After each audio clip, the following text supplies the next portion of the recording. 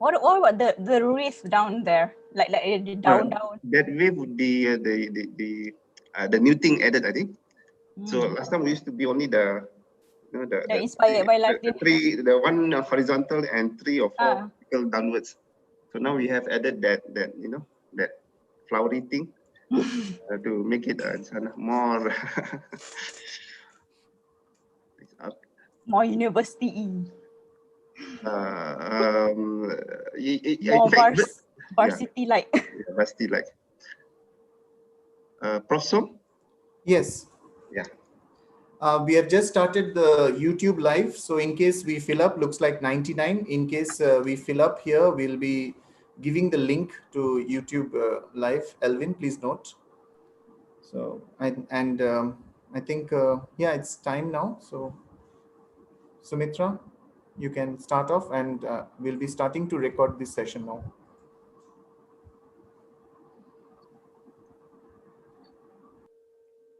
Good evening and welcome everyone. I am Sumitra Kumar from BDS 10 and I'll be your MC for the day.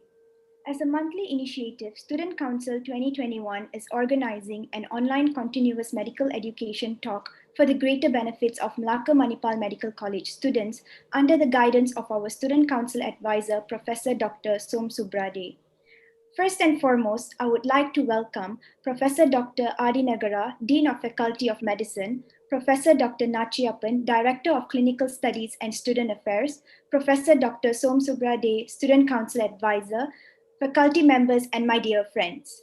Before we start, I would like to announce some ground rules for this CME talk. Please keep all mobile devices on silent mode. Please refrain from eating in front of the webcam. Please ensure that you are dressed appropriately.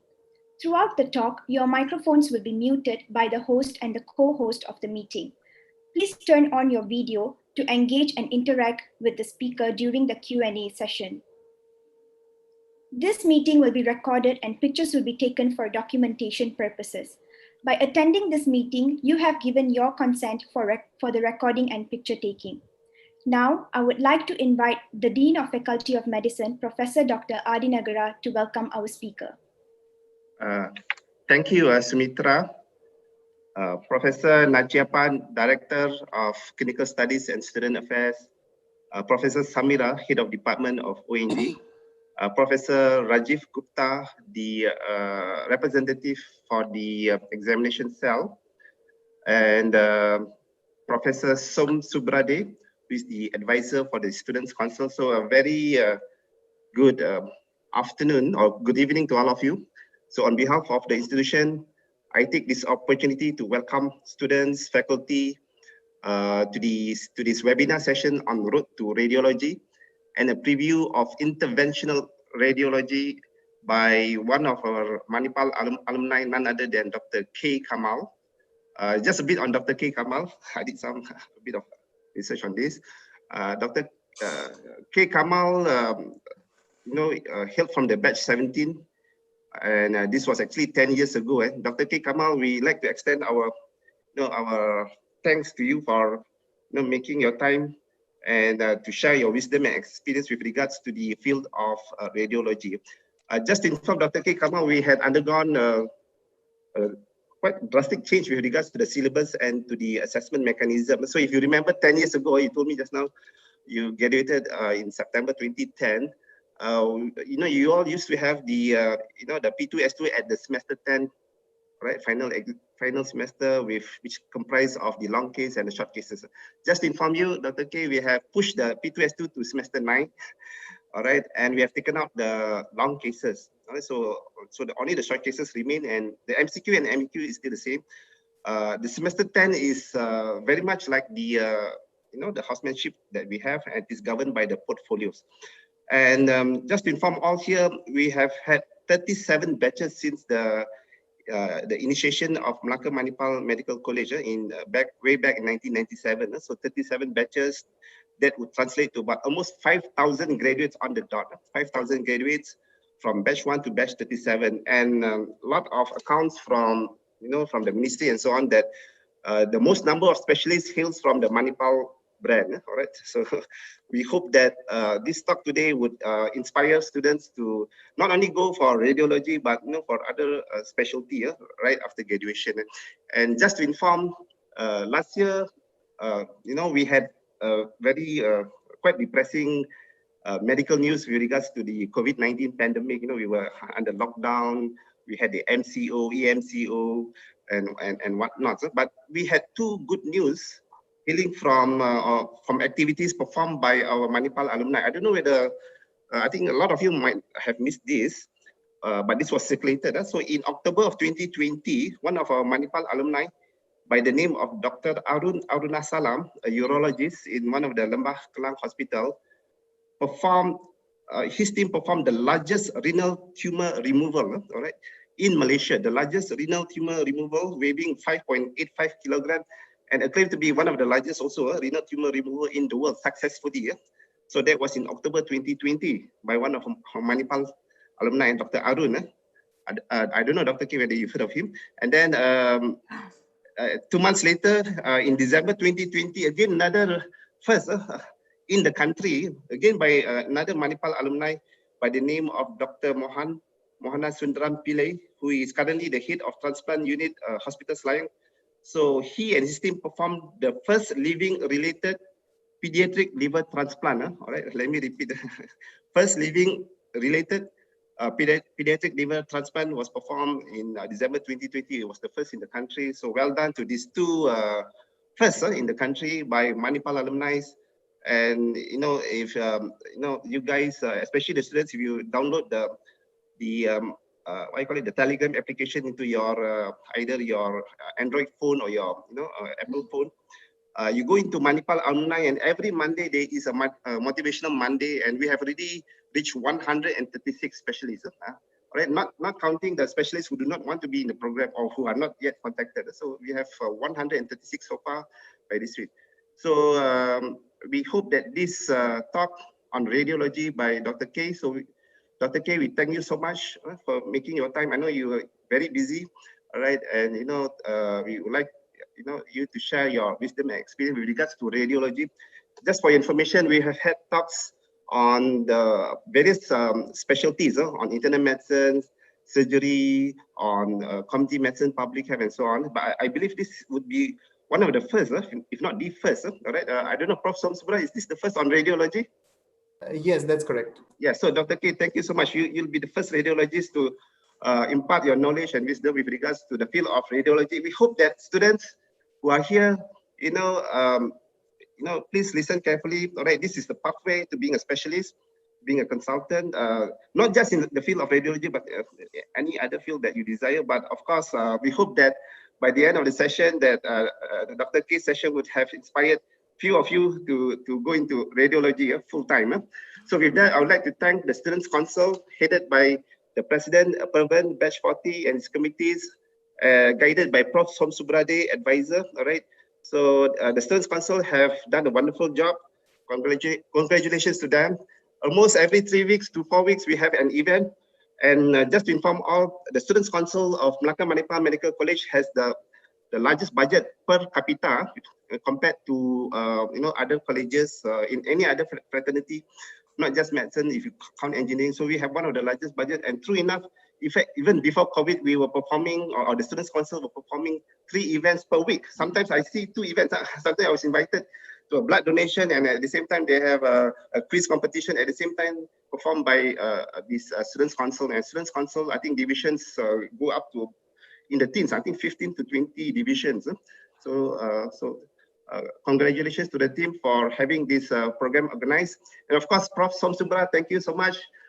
She's the evergreen faculty. I think Dr. K, during your time, he was also the advisor during your time to the Students' Council. Yes, yes. So we would like to keep him as the the eternal advisor for the Students' Council. So thank you so much. And with that, I wish all of you the best. And without further ado, I would like to pass back to Sumitra, Master of Ceremony. Thank you so much. Thank you, Professor Dr. Adinagara. Now I would like to invite the President of Student Council 2021, Mr. Pavendran Ganesan, to give a brief introduction of our speaker of the day. Good evening, everyone. Thank you, Sumitra. Today we have a very special speaker with us here. Introducing Dr. K. Kamal, our very own alumni from batch 17, and she graduated in October 2010. Dr. K decided to pursue a passion in radiology by joining a master program in Hospital University Kebangsaan Malaysia. After graduating from the program in 2019, she returned back to the Hospital Temerloh to work as general radiologist with interest in intervention till now. In addition to a busy work life, Dr. K also keeps her social life active by writing 2 articles in one of Malaysia's best-selling non-fiction book back in 2016. As part of great achievements, her discussions regarding radiology was aired on Sinar FM radio station as well as her Facebook live channels. Here to inspire, advise, and guide us on interventional radiology, I would like to welcome Dr. K. Kamal. Thank you very much for the introduction. Assalamualaikum and good evening, everyone. I'm Dr. K. Kamal. My name is actually Hairina, but I prefer to be called K. I hope today, after my talk, you will be able to at least understand us, the most misunderstood species in the medical fraternity, the radiologists. Because you see, when I was a medical student, up till the point I was 1/3 of my housemanship, I really had not much idea what radiology was. So I would like to share with you what it is, at least for you to be able to, make some form of decision about what radiology is, and it will actually help you out during your housemanship time onwards. So I'll start sharing my screen. Can you see it? Yes. Okay. So again, I'm Dr. K. Kamal. So like I said, this is the old Manipa logo that I am very much attached to. And this is my affiliate, which is the Medical Tweet My, the Med Tweet My. If you guys do a lot of twittering, please do follow us. So being a radiologist, we're actually rad to the bone, meaning that we're that cool. It's just that you don't know us, which is why we got misunderstood in the first place. So a lot of people think that we are the guy who hides in the cave all day. And honestly, most of us will have a coffee cup in our hand. We hate the light, and we're actually not vampire, we're just the radiologists. So why radiology? Okay, first I would like to share what my friends feel about them being radiologists first before talking about myself. So yes.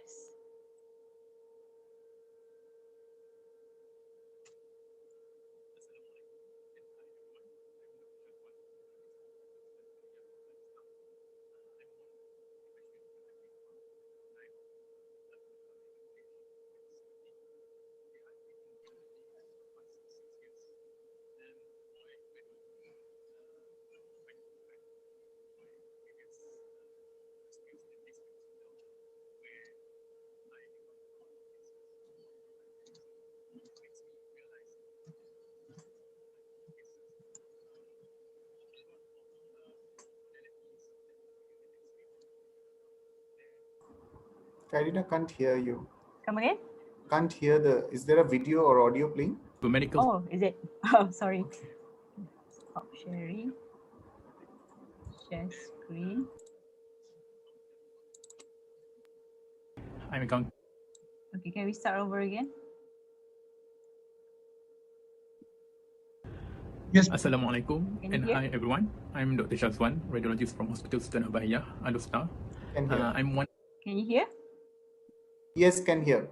Okay. of the batchmate of Dr. K. Kamal, an alumni of Melaka Madipah Medical College, batch 17. Yeah, I've been in radiology for the past 6 years. Why radiology? I need to go back to my previous experience in a district hospital where I encounter a lot of cases, multiple type of cases, that makes me realize that with all the types of the cases, a lot of modalities that require an X-ray or plain radiograph, their bread and butter is plain radiograph. Any emergency, if a medical, surgical, still need a plain radiograph or anything that can help for a diagnosis. Then I want to tell you about one cases where I encountered during my 3 years experience in this hospital. I met a patient multiple times, came to the hospital, no diagnosis made, cough, on and off fever, not resolving. When I started, I heard crepitation on the left lungs. Then I decided, why don't I just do an just radiograph, and after that, it confirmed that this patient have a typical tuberculosis changes in a chest X-ray. So this made me realize that just a simple chest radiograph can help in the diagnosis of a patient. So this is a little bit of a cliche, but for me, it makes me realize that radiology can help in a diagnosis of a patient. This can determine the prognosis and the next step of management of a patient. Okay. What did I think about radiology for the past 6 years? It is very new to me when I first stepped into the radiology department in Alostar. Okay, everything I need to learn. Start from a physics part, ultrasound, CT scan, MRI, and mammography. I think most important in our daily life is plain radiograph. And I also encountered new things in radiology. For me, not maybe for you all, you already know about interventional radiology. Okay, I need to learn a lot, and it is very challenging in radiology. Actually, if we ask anybody outside radiology, they will just say that a radiology doctor most likely just sit there and then just wait for the procedure to be done and then just report. Sit there and just do the reporting in the air conditioner, in the dark spaces. But no, for me, radiology is a very challenging area where you need to know everything. I mean everything in and out about either medical base or surgical base. And we also do a procedure like nephrostomy, FNAC, funding the aspiration biopsy, I think all ultrasound guided drainage, and also one of the interesting part of the radiology is one of the subspecialty in radiology is the interventional radiology, when it is minimally invasive procedure that can help the patient to recover more quickly and can give can give an alternative to the patient besides the surgical or operation. Okay, for me, if you are interested in radiology, just remember that everything in radiology is new things, and for me, it's a very challenging area that you need to consider to proceed further in your life. Okay, thank you and bye-bye. Hi, good morning everyone. So today's topic, why do I join radiology? I think radiology is interesting. There are many fields that one can explore after becoming a radiologist, such as intervention radiologists, musculoskeletal, cardiovascular, and etc. We are at the forefront of digital development, and we can help primary teams in diagnosing and enable them to execute plan faster. Hence, I think radiology has a bright future. Coming to the second topic, what do I think after becoming one after some time? We need determination to progress and never give up, and we need a strong family backing and our colleague and friends for us to progress further in the subspecialty. I think that's all for what I want to say today, and I hope all the best to everyone, and cherish every moment. Take care. Okay, so those are my two dear friends from batch 17, Shazwan, also known as Part 1, and also Lee CY. So those are the reason why they did radiology. In my case, I did radiology because, okay, I need to start from the beginning. I knew nothing about radiology initially, but one day, when I came down as a houseman, I saw our senior, batch 13. His name is Tiago. Tiago was already about 1.5 years into radiology at that point of time. And he was about to go for his master's program, and he was asking if I would like to join radiology to take over his place. But I was just a third poster at that point of time. So I asked him, what do you do? What's so interesting about radiology?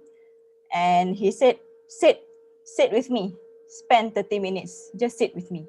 So that's what I did. I sat with him because, you know, as a houseman, you never really had time. You just come down, you blah, blah, blah, and then you go up again because you have so many other things to be done. But that day I decided I want to sit. I want to sit and I want to listen, and I'm glad I did. Because when I saw that the department was bustling, it was never quiet.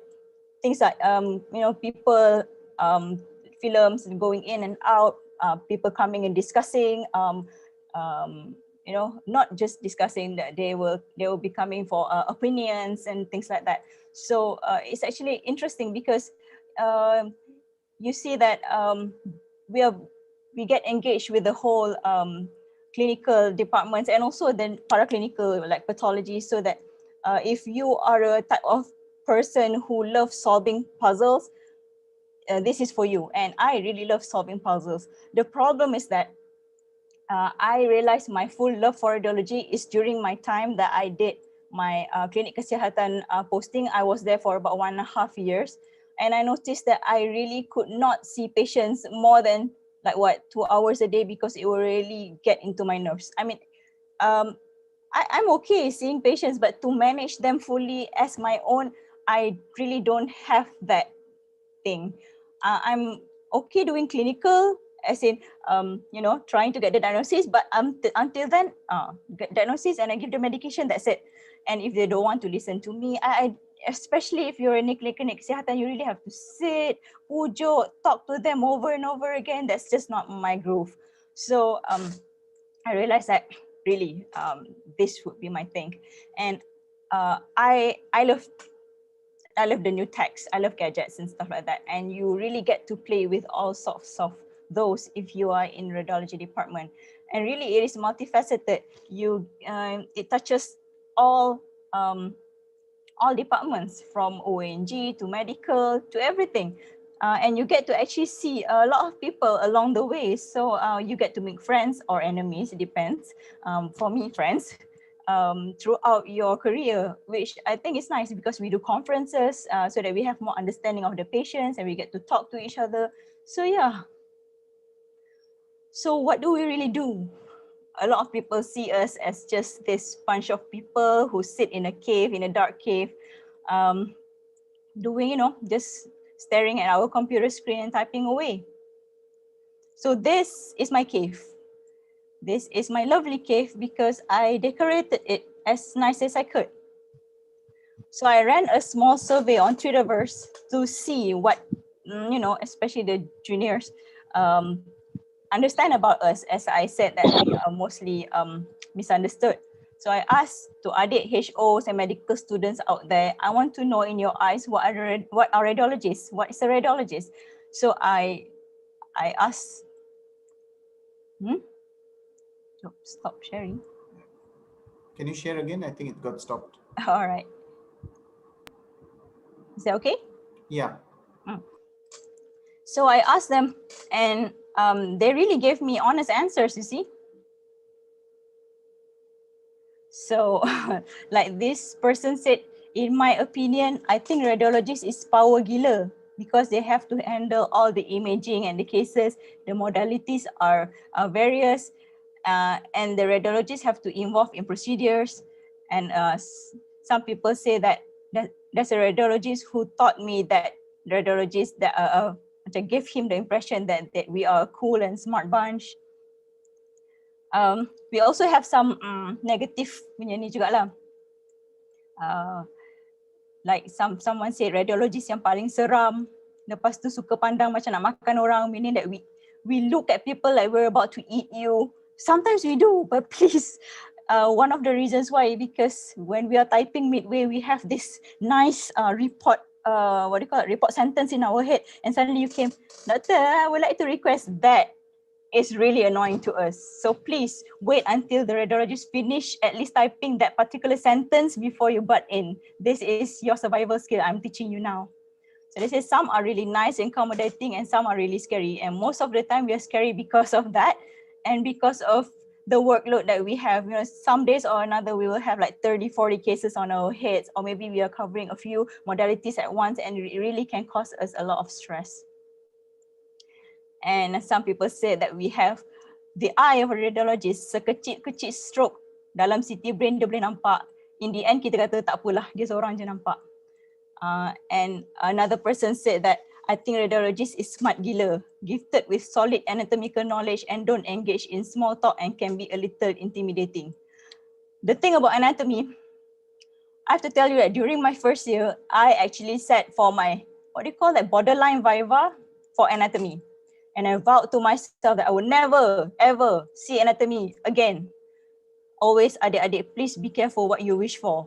I almost had no idea that radiology is a lot about anatomy, but I went into it anyway. I almost faltered midway, but it's actually fun, so I went along with it. So yeah, it's a lot of anatomy. Please don't be deceived. And another person said that if they also, we radiologists also have superb history taking, because actually, yes, especially when I do my procedures, my ultrasound and all, in between I will ask the patients more and more things so that I would be able to correlate and then see the lab report so that I could come up with a decent, most accurate diagnosis so that our fellow clinicians and surgeons could help the patient in the right direction. So actually, there are many subspecialties in radiology which I didn't know until I actually entered the master's program. So you guys are really lucky. So we have pediatric, musculoskeletal, head and neck, neuroradiology, body imaging, forensic radiology, women's radiology, breast imaging, hepatobiliary, cardiac, thoracic, and also interventional. So I would like you to welcome to my world. This is just an introduction of the, what's the word? Of the modalities that we have so that you really don't get confused, especially when you go down to radiology to ask for something. So we have the diagnostic modalities, including the X-rays. So the X-rays is the most, what do you call it? It is the most basic, but please do not forget to do chest to do X-rays before embarking into more hi-fi modalities, because this will actually still help out for us to map the way which modality will help you the most next time around. Because you see, whenever you talk to a radiologist, we will try our best to give you whatever that is best to see whatever that needs to be seen. It doesn't mean that we're rejecting you. It means that we're just trying to, give you a better modality so that the patient benefits, you benefit, and both of us are not heading to an empty wall. And because our fellow BDS are also here, so I need to put an OPG. Honestly, I don't know how to read OPG much. You still need to tell them. The OPG basically is like a 3D. It's not really a 3D. It's like a topographic rendition of it's still an X-ray, but it's done topographically, in which the X-ray tube will move around the patient in a 180-degree manner so as to capture the whole thing and put it into a 2D rendition. And this is our fluoroscopy. Fluoroscopy is basically an X-ray, but it is functional X-ray, in which if you can see this image up here, like this is our X-ray tube, and the operator will be able to see whatever's going on the screen. And this is a lead gown. The reason that we're wearing lead gown is because we're working with radiation, and radiation has its risks. So we are protecting ourselves. And this is actually a thyroid shield. Please, everybody, put the thyroid shield on your neck. Somebody put it on the head and make it into a tengkolok. It was really funny.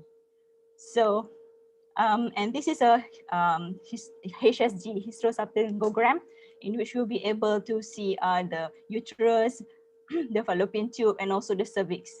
This one is a central venogram, especially important in patients with ESRF that's already on tapak fistula. So the fistula sometimes get blocked, and we will be able to see the block and things like that. And this is a GU. These are contoh GU studies lah. So in this case, we'll be able to we will instill the contrast. Contrast is like a dye in which when we take the images, it will become white in the X-rays. So this one shows that this child has a grade 4 vesico-ureteric reflux, in which this is the bladder, and these are the ureter that are dilated and tortuous, and these are actually the gross hydronephrosis of the bilateral kidneys, mostly occurring because of posterior urethral valve in a child. And this is a normal ascending ureterogram study in an adult male, because sometimes these adult males might have like traumatic injury or traumatic stenosis secondary to CBD insertion. So they would like to see where is it traumatized, where is it stenosed, so that they could go on with the next management. And this would be a barium swallow, usually in patients suspected of a GERD or a patient suspected with achalasia cardia. Okay, today you guys have a lot to read on. So, if you want to. So we do this barium swallow, in which the patient will swallow barium. Barium is like capo-like thing, which they will make into a drink, and they will drink it. It really tastes nasty. It's like you just drank a bunch of chalk. And this, on the other hand, is barium enema, in which the barium is infused from the rectum upwards, so that and then drain out again, and the air is infused in, so that we will be able to see any mucosal abnormalities such as polyp or the ulceration. And in the olden days, when we still don't have CT scans, this modality, the barium enema, was really helpful in seeing cecal tumors, because usually cecal tumors will present quite late, and a lot of the diagnoses were made successfully with barium enema. And this ophthalmology we call it DCG, dacryocystogram, in which we'll be able to see any, especially when the patient comes with like non-stop tearing. So we would like to see if there's any, blockage in the ducts, in the canaliculus and the nasolacrimal duct. So this is how it would turn out to be. And for ENT, we are also, this is called, what's the word? Salivary gland. Seriously, I can't remember the name. Xylogram, yes. Xylogram. Thank you. It's a xylogram. So we will put like a, that small granula in which we use on little kids, the yellow one. So we will put that in the duct opening, and then we will inject the contrast, and we will see if there's any stricture or any stones within the duct, to be able to find the reason why. And we move on to mammogram. Mammogram is again essentially an X-ray, but it is a higher resolution, slightly higher dose X-ray, which are used for screening and also diagnosing breast pathologies, especially in patients over the age of 40. Why above the age of 40 years old? Because especially in Asia, when we have smaller breasts, those breasts have lesser fat. So the glands are more. So when they have more glands, it will become too white in the mammogram that we won't be able to differentiate it with the tumor. So we suggest 40 years and above. So this is how it's going to look like. We have normally two views, in which the breast will be compressed together, and a 2D image will be taken. And actually mammography has helped.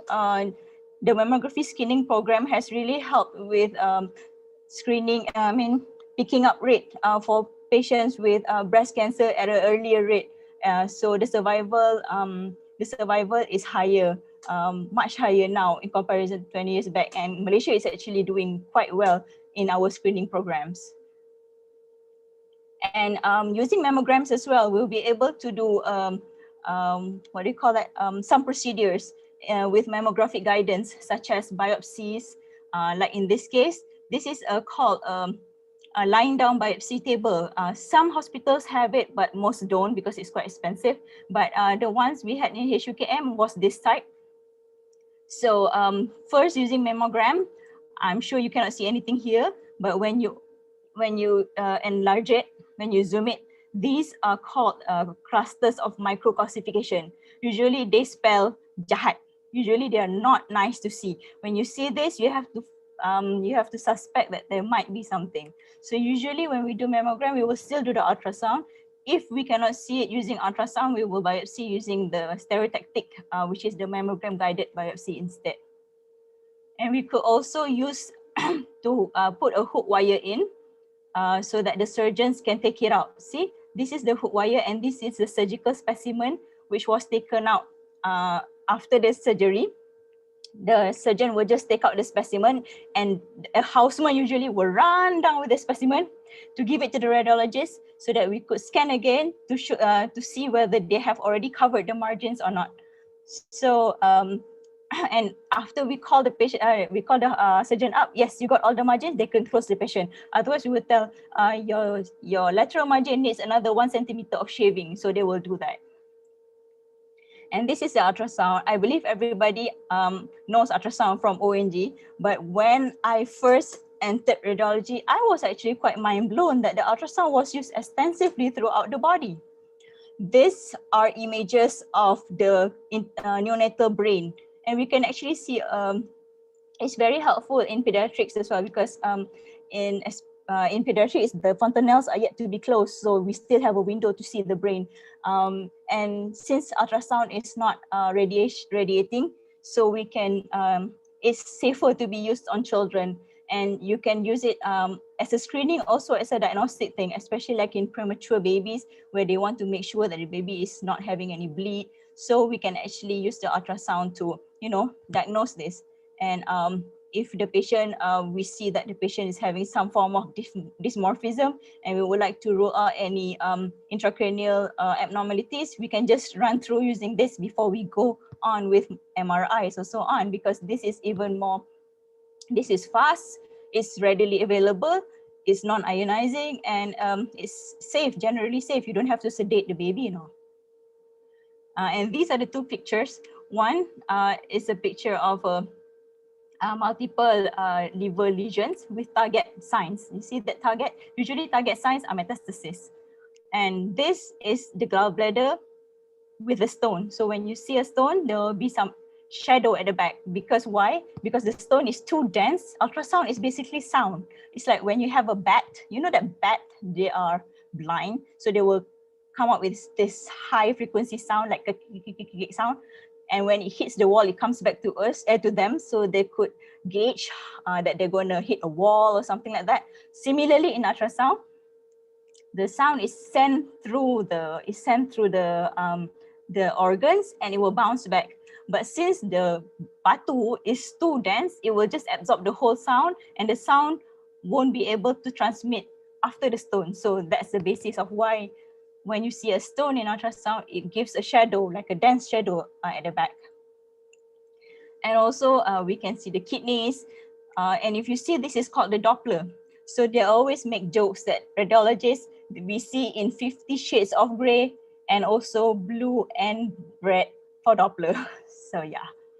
So the Doppler, Doppler is used for flow, especially flows in the vascular flow.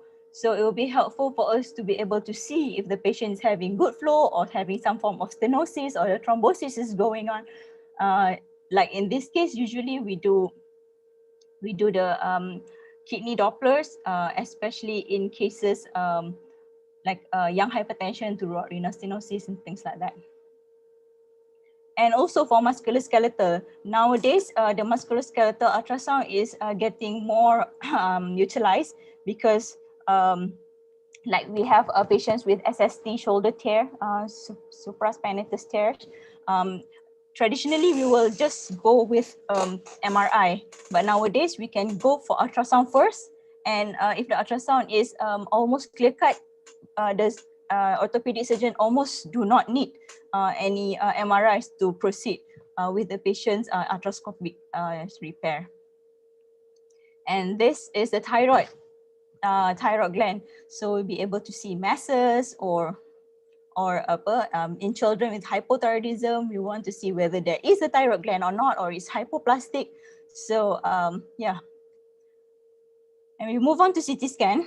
CT scan is essentially another X-ray. It's just that it's an X-ray in a tube that goes around you.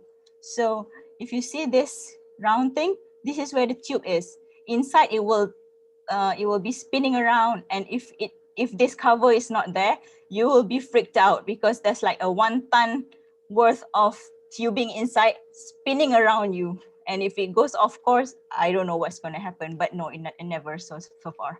So the X-ray is taken in this what do you call that, spiraling manner, and the patient goes along with it. So that the images were taken in all the slices, and we stack the slices all over again for us to be able to see the images. So these are how it looks like. Like you have the kidneys over here and the spine. This is a cut section in which you cut the patient across like that. So we see a tumor over here. And CT scan, actually, you can scan from head to toe, really. Like in this CT brain, you'll be able to see a bleed or a fracture or a tumor. And this is a CT of the neck. This will be a left thyroid gland mass. And this is a nasopharyngeal tumor. And this is called the lung window, in which you'll be able to see like small nodules in the lung, or if there's any lung pathologies, such as pneumonias or tumors like this one, or any emphysematous changes is here, your bronchiectasis. And this is called the CTPA, which is the CT pulmonary angiogram. This is called the saddle thrombosis. Saddle thrombosis means that the patient's pulmonary artery is totally obliterated by this thrombosis, this blood clot. And it's really dangerous because people can actually suddenly die from it. And various other things such as this huge tumor, most probably arising from the anexa, and these multiple masses in the liver with effusions, with ascites, and also these peritoneal seedings. And you can also see fractures, like this fracture is not too well seen. When you do a CT scan, then you'll be able to see the intra-articular involvements, and also to recon the whole thing, such as this acetabular fracture. When they recon it, it will be, it's called the VRT, VRT rendering, so that they will be able to see in 3D. So our surgeons will have better understanding of the anatomy and what kind of implants for them to buy, so that they could repair this and things like that. And MRI, MRI is not using radiation. It's basically a magnetic resonance. It's like they use a magnet and they align. It's really hard to understand. During my physics days, because we still have to take physics during our first year master students, I almost died reading MRI because really, I almost could understand. It's almost too imaginary. But basically, it's about your body has some hydrogen, and the hydrogen will line up. And after they line up, when you give the magnet, it will line up. And afterwards, it will not unline again, and that image will come out. Yeah, I know it sounds very, but yeah. So these are the images of a lumbosacral spine, in which you'll be able to see whether, like in this patient, you'll be able to see that the patient has the lumbar lordosis. The normal lumbar lordosis is not seen, meaning that the patient has spasm. And then we have these tiny bulges. That bulge is actually the disc, which is not doing too well. And also we have that step. So that step is called a listhesis, anterolisthesis, and these could cause the patient the pain or maybe the numbness that he's feeling. And we have MRI for the placenta to see whether the placenta is, especially in cases of placenta previa accreta, so we will be able to guide the obstetrician on whether or not they should rope in the urologist if the patient has any, placenta invasion into the urinary bladder and things like that. So we could reduce the patient's, we could be more ready for the patient, because it's going to be a big surgery involving multidisciplinaries. And this is called the fetal MR. Like in this case, we can see a huge sacrococcygeal teratoma in this baby. So in some cases where we did the ultrasound, not we, maybe the MFM, the maternal fetal, did the detail scan, stuff like that, and they found something utterly not happy about the baby, they could do an MRI of the fetus for them to further evaluate and eventually come to a, conclusion on what to do. And we also do for musculoskeletal, such as this is the image for the knee, and these are the shoulder. And also for cardiac, this is called the stress test. It's called a chemical stress test, meaning that the usual stress test is the patient will be running on a treadmill and you take the ECG and things like that. But in our stress test, the MRI stress test, we will give the adenosine to see how the heart reacts to it, how it goes. I'm actually not too good in this. This is a subspecialty, but yeah, you still have to understand a bit of it. And moving on to interventional radiology. So what is interventional radiology? So we'll start with a bit of history. So in 1953, it sounds like it's gone a long way, but in 1953, Seldinger, this guy, introduced a method to introducing a catheter into the vascular needle, vascular system, following needle access. The thing is, because this is a way, the safest way for them to put in what do you call that, for wire into the vascular system without the wire going everywhere else, only staying in the vascular system. So he developed this method, which leads to, in 1962, Dr. Charles recognized the potential of the catheters to be used in intravascular surgery. The catheters too, it means that it's some sort of a hollow tube, and you can put in contrast into it and you can see what's going on inside. And then there are more breakthroughs later in 1972, in which the double lumen balloon catheters were also introduced. And in 1977, they already have widespread application of percutaneous balloon angioplasty. The thing is, once upon a time back, that angioplasty, the one that cardiologist does, it used to belong to us, but probably because we don't have enough people in our hands, so we are unable to continue giving that services, thus it was passed over to cardiologists. And 1980s were the golden era in which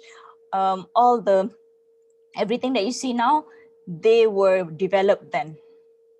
So this is the Seldinger method I was talking about, in which nowadays the Seldinger method is safest for us to use ultrasound because it reduces the complication and increases accuracy.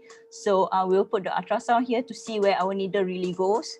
And after we see that the needle is smack in the middle of the vessel, then we'll be able to put the guide wire and remove the needle and put the catheter and remove the guide wire, and we can start working. So this is what I mean by balloon angioplasty. Angioplasty means like to open up. So angio means vessel, plasty is to open up. So such as in the cases of stenosis or a partial block. So when we have a blockage, then the stent with the balloon is inserted and the balloon is inflated so that it will stay there and it got stented. So these are among the examples of things we do. Like we have a tibioperoneal trunk. Like this patient is having intermittent claudication pain, probably secondary to like a angio, what's the word? The one that cholesterol gets stuck into the walls. So anyway, yes, atherosclerosis. So that atherosclerotic plaque will be there, and it causes that stenosis. So we can open it up again using the balloon. Sometimes we don't need to stent them. We just use the balloon to open up, and it will be able to clear the pathway. And this is quite rampantly used now, which is called the thrombectomy. What happened in this patient, if you can see, this is an acute stroke taken using MRI. In MRIs, strokes are really sensitive. You can really even see hyperacute strokes, but the problem with MRI is it's time consuming and it's really expensive. A CT scan would just cost about 200, 300 ringgit for a CT brain, but an MRI can cost up to 1,800. And a CT brain can be done in merely 5 minutes, but an MRI at least 30 minutes. So it depends on what kind of facility you are in. Some higher level facilities would just do an MRI. So in this case, this MRI showed, you see this one on the left? The one on the left is well and good. You can see this is called a flow void. When an MRI is taken in the T2 sequence, a flow void means that the vessel is patent. But in this case, it is blocked. You cannot see the flow void anymore. So this is a conventional angiography showing there's a block. And after the clot is taken out, the block is already, the reperfusion has been achieved. So we have had many patients, especially young patients. It's getting scary. A 35-year-old will come to you just stroked out. So he came with like dense hemiplegia, 0/5, 1/5. And after thrombectomy, next 1-2 days, he already regained 5/5, which is actually very promising. And this, and we are able to stop losing, young people to stroke. But the thing is, it's expensive. At this point of time, most of the time, we still have to pay for it. It's about 40,000. And this is called TACE, which is it's like you embolize the tumor using this PVC microspheres that has already been doused in the chemotherapy agent. So they will like target directly to the tumor itself, but you cannot use this TACE in any kind of tumor. You still have to choose. Usually we will use in liver tumors, HCC. And we can also, what do you call it? What's the word? Obliterate, like this person has an AVM of the hand, which is so unsightly and it's really taking away his function. So we can obliterate this using absolute alcohol or anything that is suitable.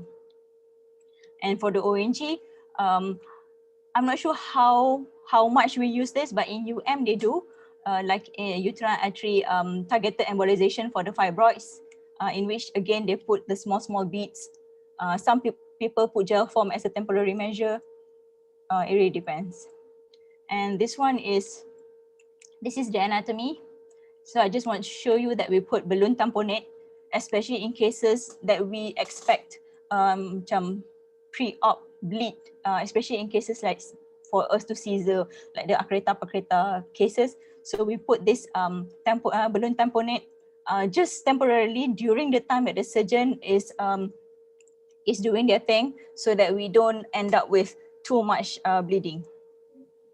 And also we are moving in the forefront into interventional oncology, in which among the things that is quite common is hypercoagulable state in the cancer patients. So when we see that the patients having DVT, so to reduce the risk of them having pulmonary embolism, we can put this IVC filter, so that the IVC filter looks like this, and after it is set, it looks like that, so that the clot won't travel upwards and it just stops there. And we can also do embolizations of the such as bronchial artery, because especially in cases of TB, a lot of people come with massive hemoptysis and they can actually die from that. So we will do a CT first, CT angiogram, to see where we're supposed to embolize, and we embolize them so that they stop having those deadly hemoptysis. And also we can do CT guided biopsies such as this, in which first we put the surface markers and then we put the needle and take out the biopsy, and we do a post biopsy check to see if we have caused any complications. And using ultrasound guide also, we will be able to take a biopsy or probably drain a huge collection. And it's actually very beneficial to patients, because you have like a 20 centimeter collection, and you only have like a 1 or maybe less centimeter worth of step wound. We just for us to put in the drainage, and the patient doesn't have to be subjected to open surgery, which needs more recovery time. So how do you get there? The first things first is you have to complete your medical degree, of course. And during your housemanship, this is where you can actually start, like I did.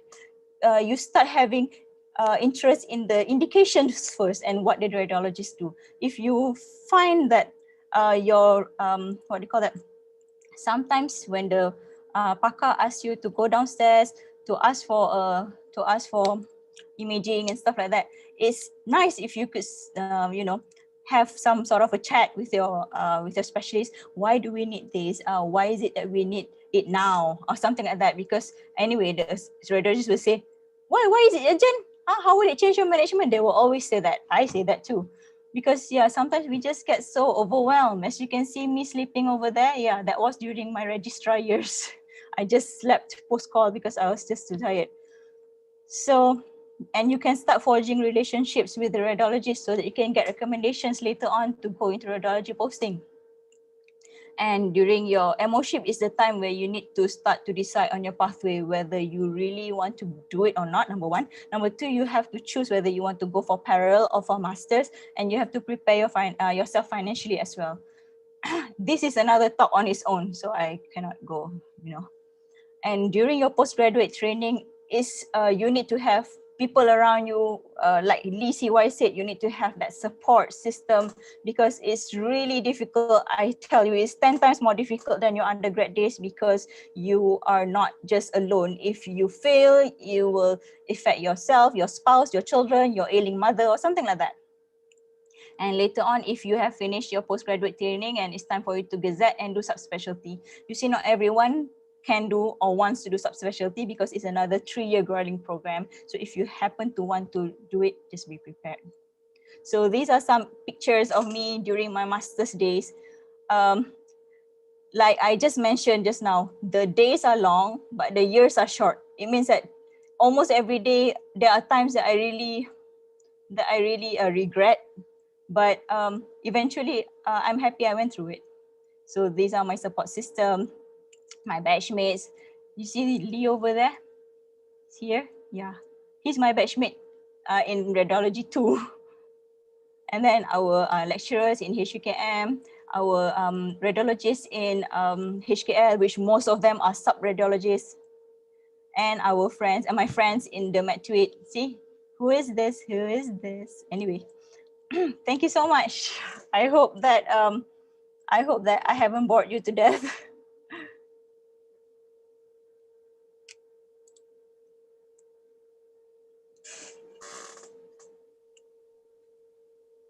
Thank you, Dr. K, for the very informative talk. This has definitely broadened our perspective on radiology and interventional radiology. And I think we can all agree that we have received some really insightful information. Now I would like to call upon Mr. Tharma to conduct the Q&A session. First of all, good evening to Dr. K and to everyone who has joined the CME talk today. Due to time constraint, we had already shortlisted 5 questions to be put forward to Dr. K. But rest assured, all the remaining questions will be forwarded to Dr. K through WhatsApp. And if we manage to get an answer, we will forward back to the student itself. Okay. So the first question, regarding orthopedic trauma fractures, what is the difference between a soft tissue injury and an airline fracture on X-ray?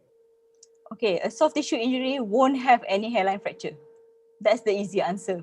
Soft tissue injury means that there is no fracture, but you have injuries around it, such as from the ligaments, tendons, muscles, subcutaneous tissue, or even the skin.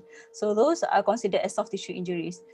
But in a very occult fractures, you must find the secondary signs, such as misalignment, like really tiny misalignments, or some fat pads being elevated and things like that. So no, hairline fracture it's never, hairline fracture can come with a soft tissue injury, but once there is a hairline fracture, there is a fracture.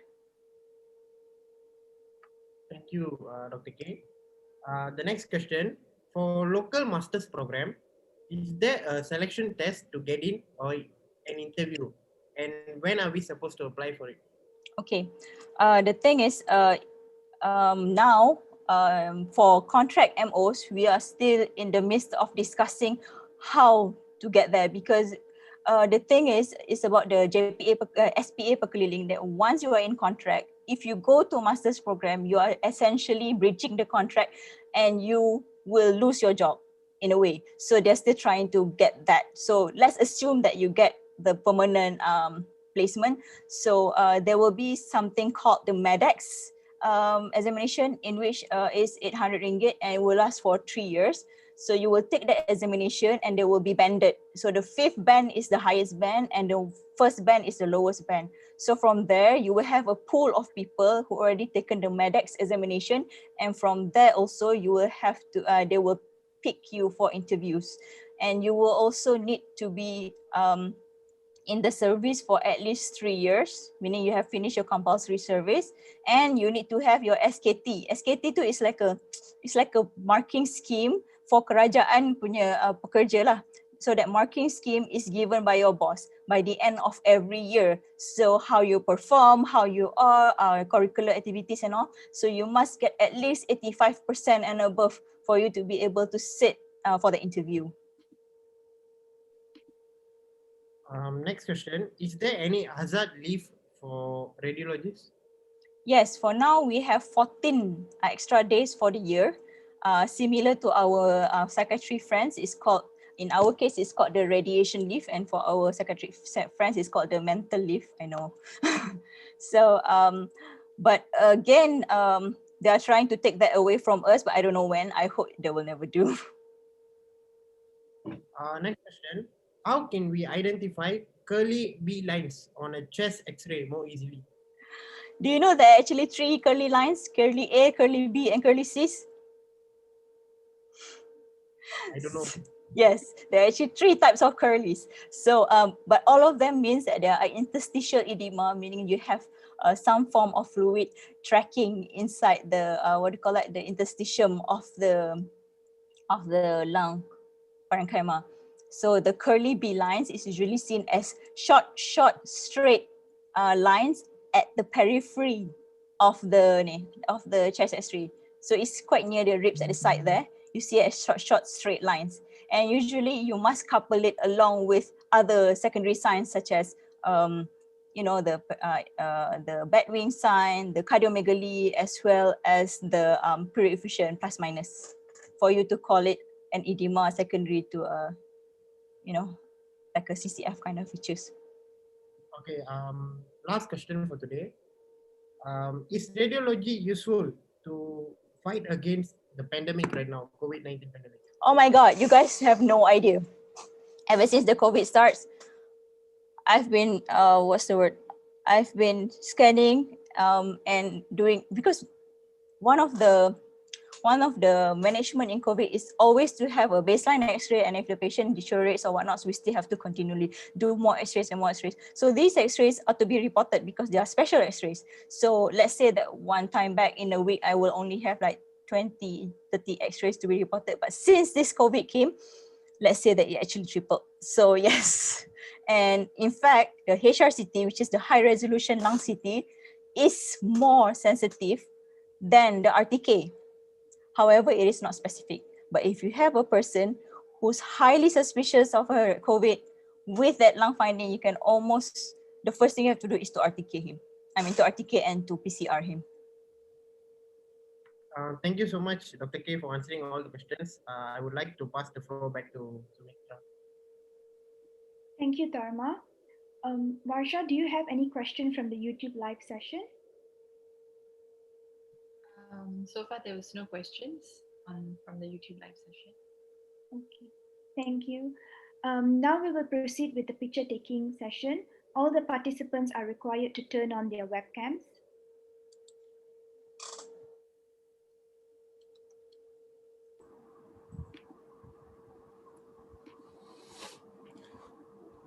Right, please on your cameras. I'll be taking the picture.